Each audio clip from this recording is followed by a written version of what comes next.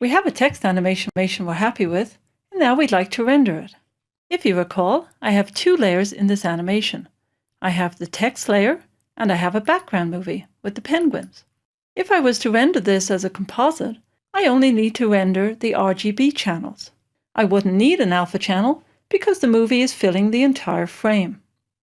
However, let's say your client isn't sure what the background movie should be, so they've asked you only to render the animated title. In order for them to composite this animation on another background, I need to render an alpha channel. I'll turn on the transparency grid so you can see exactly what's transparent and also see that this title has a nice black drop shadow. I'll want to make sure that this shadow is composited smoothly on whatever background they add in the editing program. If you'd like to see what the alpha channel looks like, you can set the Show Channels to Alpha Channel, and you can even round preview it. Wherever the alpha channel is white, the text will be fully opaque.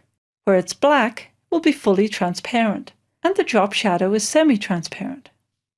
So that all looks good. I'll return to the RGB channels.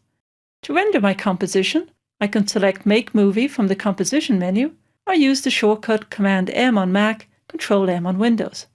When I do that, the render queue will open. It'll add the composition to the render queue, using whatever default templates are set for render settings and the output module. Because I have a preference set under Output Preferences, it automatically uses the name of the composition for the file name. If I click on the name of the file, I can decide where I'd like to save it. In this case, it's the last folder I used.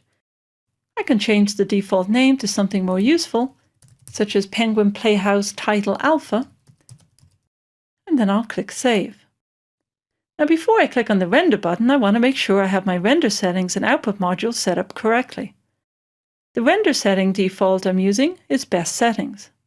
The only problem I see is that the time span is set to work area only.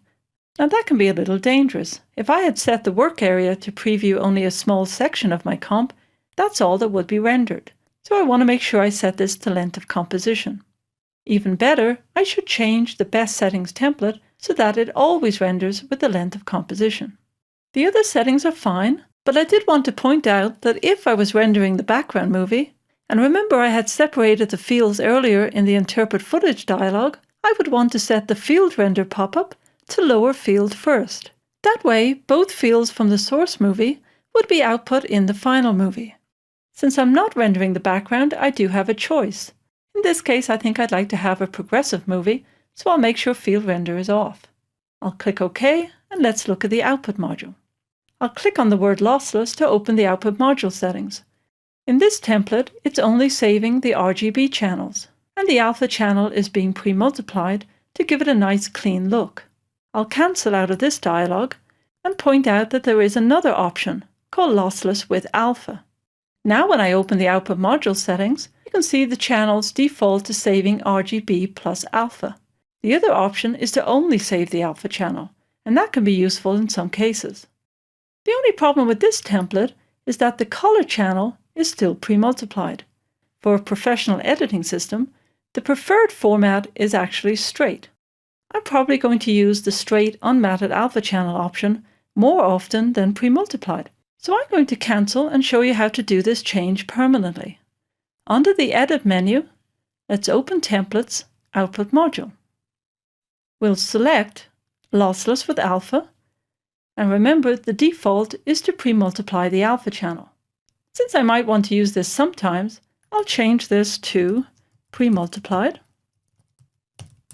and then I'll duplicate it, and I'll make a second version called Straight. And of course this version I have to edit. And I'll change it to Straight, Unmatted. And by the way, if you're not sure of the differences between straight and pre-multiplied, I covered these in detail at the end of the basic animation installment. So this template will use the Straight Unmatted option.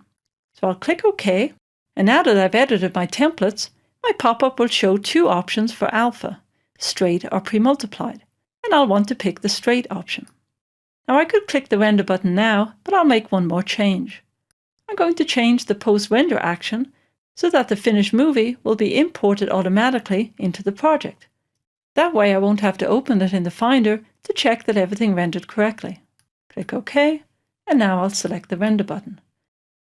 And this will only take a second. It's a pretty simple animation. And there's the happy, happy, joy, joy sound. Now there's two ways to find my movie. I can either twirl down the output module and click on the file path, and that will open it in QuickTime Player in the Finder. But since I've asked it to automatically import, I can find it in the project panel. If I open it in CS5 by just double-clicking, it will open it in the footage panel with the alpha channel factored in. So the edges look nice and clean, and in particular the drop shadow is nice and soft. But look what happens if I open it in QuickTime Player. To do that, I'll press the Option key on Mac or Alt key on Windows when I double-click the movie.